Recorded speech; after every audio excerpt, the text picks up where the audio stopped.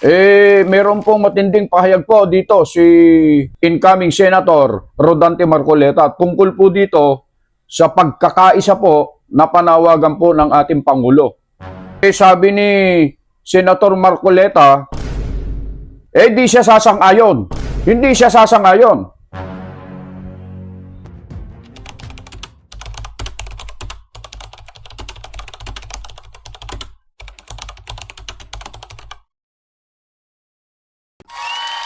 Ayun, good morning po Luzon, Visayas at Mindanao at ang mga kababayan natin dyan sa iba't ibang panig ng daigdig, mga OFW na laging nakatutok sa ating programa Just Vlog.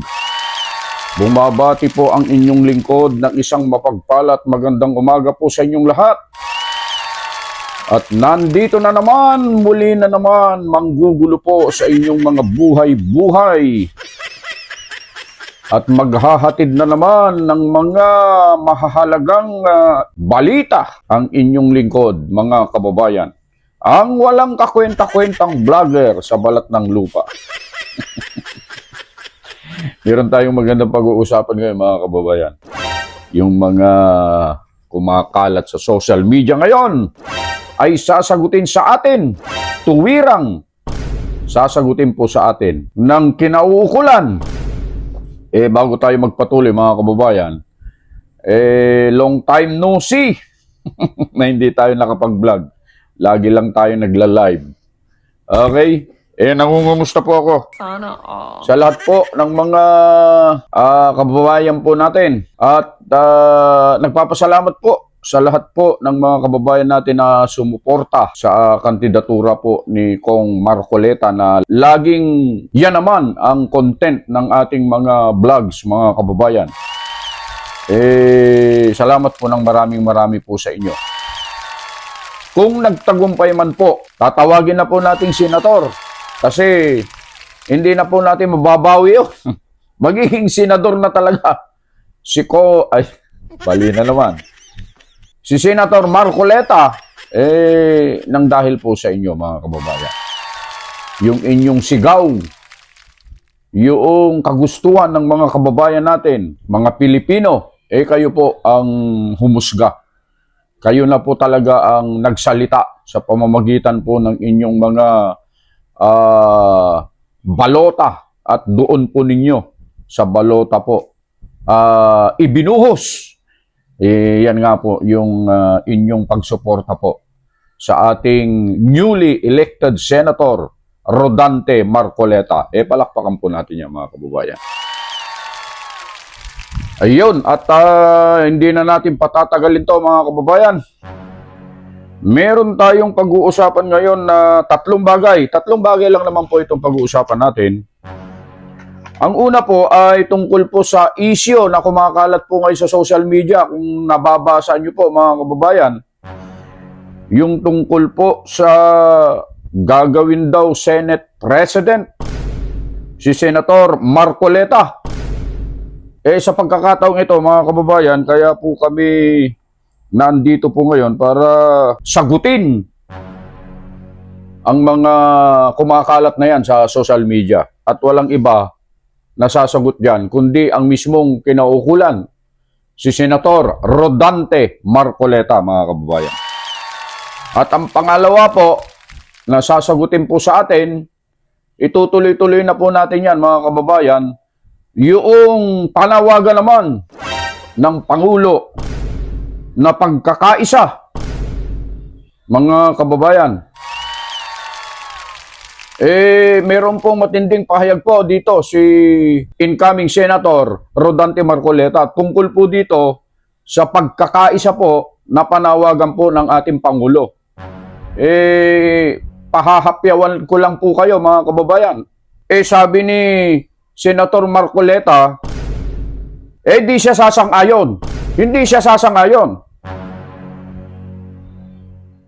Kailan? Kung mali ang direksyon, kung mali ang direksyon na pupuntahan ng pagkakaisa. Iyan ang matinding pahayag ni incoming Senator Rodante Marcoleta, mga kababayan.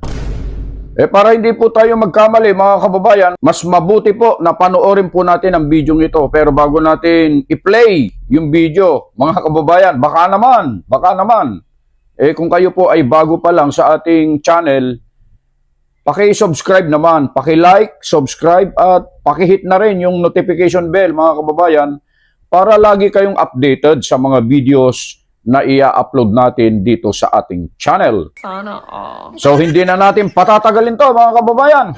Panoorin po natin ang sabay-sabay ang video. Ayan, nagbabalik po ang Saganang Mamamayan, Kong, Benny. Ang isa ko sa pinag-uusapan ngayon, ewan ko kung nakita niyo na sa social media, Kong, ay yung sinasabi na baka mas maganda kayo ang maging Senate President. Ano po ang masasabi po niyo dyan? Sabi. Tsaka na natin pag-usapan. Ayun nga, oo nga, sabi ko nga eh. Kasi masyado maaga pa. Oo. Baka akala nila masyado tayong presumptuous naman. Tama naman. Ang panawagan naman ng Pangulong Bongbong Marcos, meron siyang statement na inilabas pagkatapos ng eleksyon, Kuya Benny. No? Ang kanya ay panawagan din sa pagkakaisa anuman ang partido o koalisyon ng mga nanalo sa nakaraang eleksyon, Sen. Tama naman yun, Nelson, Kuya Benny. Pero tama lang sana yung mga polisiya. Kasi kung halimbawa, pipilitin ka makipagkaisa, mali naman ang direksyon, hindi po pwede yun. Diba? Alam naman natin, maraming problema ang bansa natin. Magkaisa tayo doon sa mabuti at tamang direksyon. At ako'y palagi nandoon. So, sa madaling salita po, payag ho kayong maging gabay tungo sa ikabubuti ng Sa lahat ng kinabukasan. ikabubuti. Yes. Basta nasa tuntunin at hindi kagaya ng nangyari. Alam nyo na kung ano yung nangyari. Pagka mali, palagi ko sasabihin, mali tayo. Hindi mo ako mapipilit na sumama sa isang paglalakbay na walang patutunguhan. Palagi tayong ang tinitingnan natin. Ano ba yung nakasalig sa batas? Ano ba yung mabuti? Doon tayo magsimula. Kung ano yung batas, sundan natin yun. Hindi yung bigla na lang tayong gagawa ng isang hakbang. Pagkatapos magkakawatak-watak tayo. Paano mo sasabihin nakikipagkaisa ka yung paraan ng pagtahak natin ay mali? Kaya palaging tama yung pagkakaisa. Pero magsimula tayo doon sa mga lakarin na alam nating yun ang kapupuntahan sa pagkakaisa. Yeah, malinaw na sinabi ng incoming Senator Marcoleta na mag-umpisa tayo. 'Di ba? Mag-umpisa tayo sa tamang hakbang. Tama, oo. 'Di ba? Willing naman Willing makipagtulungan, 'di ba? Pero nananawagan tayo ng pagkakaisa, sana naman nasa damdamin natin talagang pagkakaisa. Tsaka may kapupuntahan talaga. Alam natin yun ang tama. Hindi yung gagawa ka ng isang hakbang.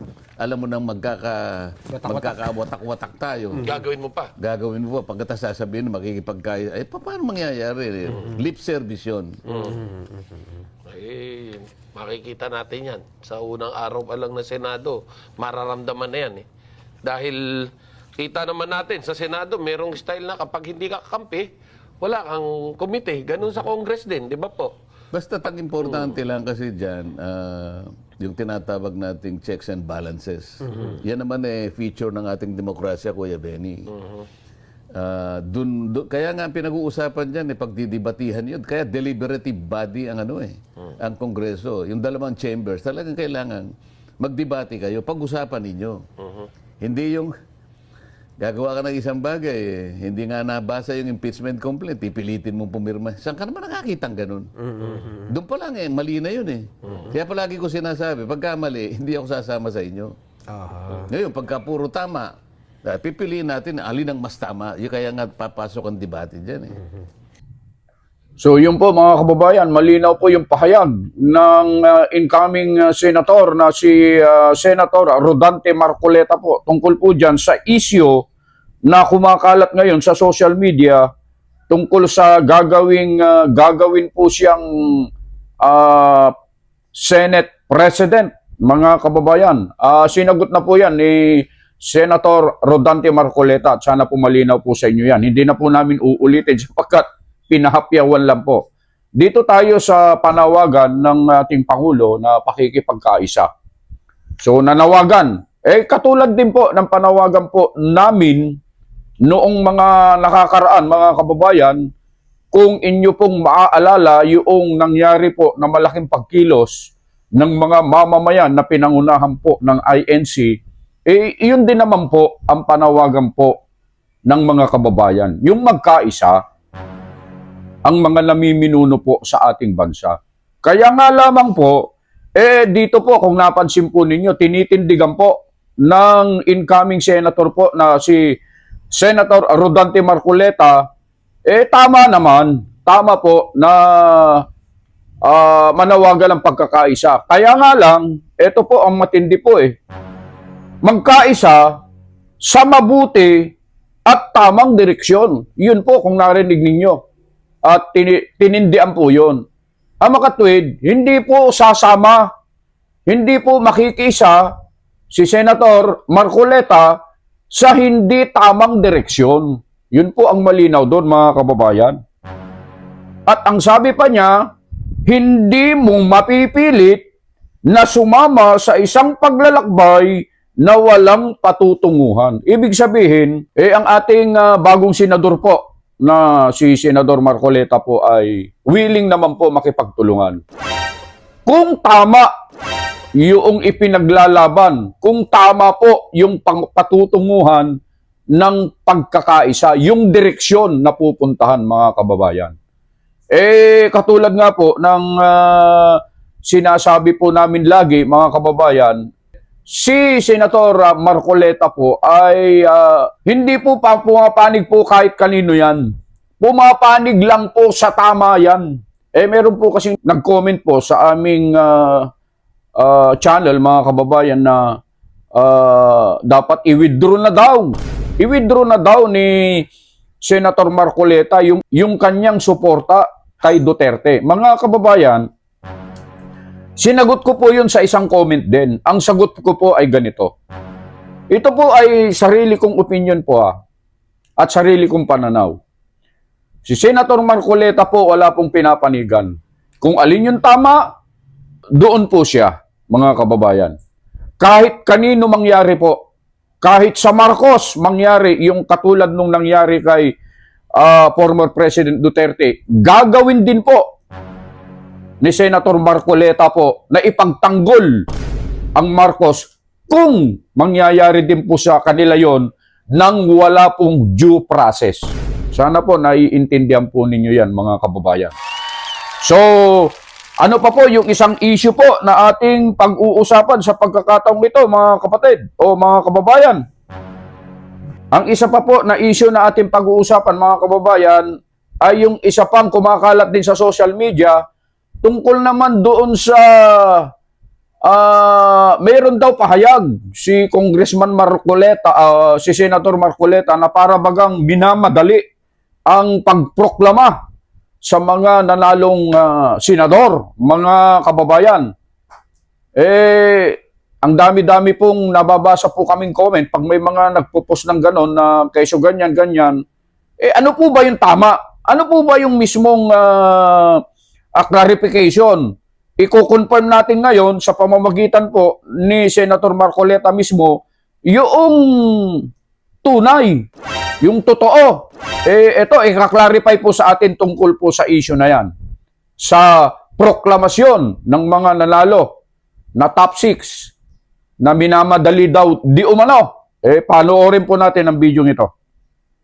Pero i-clarify nyo kung bakit may balita ata na ang gusto nyo ay magkaroon na ng early proclamation dun sa top 6 ang COMELEC? Hindi yun ang kagustuhan. Ano lang yun, mga motion yun na, kasi ginagawa naman palagi ito ng COMELEC. Sa mga nakaraan. Na kapag ka yung, ano ba, ngayon, 97% na, yun lang namang posisyon, yun naman motion lang. Na hindi na kung pwede. maapektuhan. Na sa anumang paraan na hindi na matitinag doon sa kinalalagyan. Para bang halimbawa, paano ba natin ipaghalimbawa? Kunyari, nasa party ka, handa na ang kainan Talagang nakikita mo, gutom na yan. Meron pang isa na hindi... Dumadating. O dalawa na lang. Ibig mo sabihin, isasakripisyo yung kagutuman itong mga ito Hindi. Maring simplistic yung aking ano. Nangyayari naman sa mga Sa mga nakaraan. nauna, ginawa Para ba na. hindi? Tsaka kung papansinin mo naman, 97%, ilan boto na lang ba yun? Ilang milyon yun lamang netong 1 to 6. Kaya nga, yung Diba ibig na sabihin- hindi na maapektuhan? Kung sakaling hindi na maapektuhan, hindi proklama mo na. kaso, yung mga iba, kaya nila ginagawa yun, na parang akala mo napakalaking bagay. Parang binibingwit lang ako na mag-react. Kaya ayoko nga mag-react doon. Gusto ko pumunta dito para dito ko unang ipagpasalamat yung nangyari sa akin buhay. Kaya ikaw, Nelson, nagpa-react eh. Oo. Senator. Gusto ko na i-clarify eh. Dahil, siyempre, sa Comelec naman, sasabihin nila, hindi, mabilis naman tayo. So, mas maganda siguro sabay-sabay na kayo. Okay din naman yun. wala namang di ba? problema doon. Wala rin naman pa problema yun. Yan ang Kasi, sinasabi na. kumbaga halimbawa, pumayag sila doon, makakatipid sila sa oras kasi yung 6 na yan. So, 6 na lang ang tatawagin nila. Baka yung preparasyon konti na lang, dahil kalahati, nauna na. Hindi masyadong Hindi ba? crowded. Nagawa naman kasi sa maraming Sa pagkakataon sa dati. So walang issue doon. Pinalalaki na lang ng iba na namimingwit lang. Ingat. gusto kayong gusto kayong isalang kagad. Intrigahin kagad. Intrigahin kagad. Ayoko namang pasindak doon. Kasi ang gusto ko, dito ako munang pumunta. Dito ko unang babatiin ang mga taong talagang tumulong sa atin. Yun. Lalong-lalo na nga ang ating tagapamahalang pangkalahatan. Dito ko gustong sabihin ang aking pagpapasalamat ng taus-puso. So yun po mga kababayan at mga mahal po naming taga-subaybay, malinaw po yung kanyang pahayag ni incoming Senator Rodante Marcoleta tungkol po sa issue na yan na kumakalat sa social media na tila baga nagmamadali daw si Congressman Marcoleta at atat na umupo sa Senado. Yun po, napakalinaw po yung kanyang naging tugon at naging sagot sa issue na yan, mga kababayan. Sana wag na po nating gawing malaking issue yan.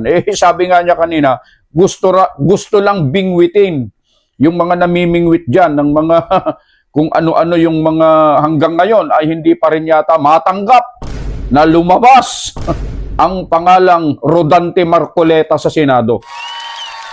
Mga kababayan, dito makikita natin yung pagtatagumpay talaga na ipinagkaloob kay incoming Senator Rodante Marcoleta, mga kababayan.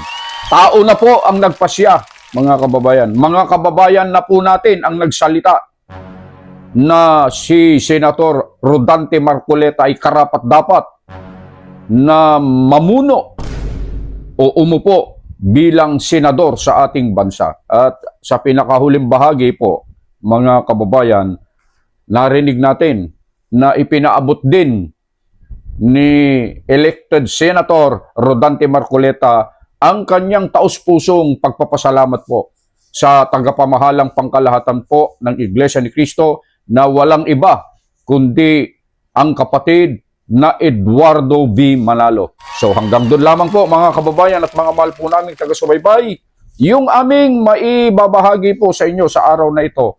Muli po, ang inyong lingkod, Just Vlog, ay bumabati po sa inyo. Saan man po kayo naroroon, mga kababayan, Luzon, Visayas at Mindanao at lahat po ng mga OFW na patuloy po na tumatangkilik, sumusubaybay at tumututok dito sa ating programa. Good morning po at lagi po kayong mag-iingat sa inyong mga paggawa.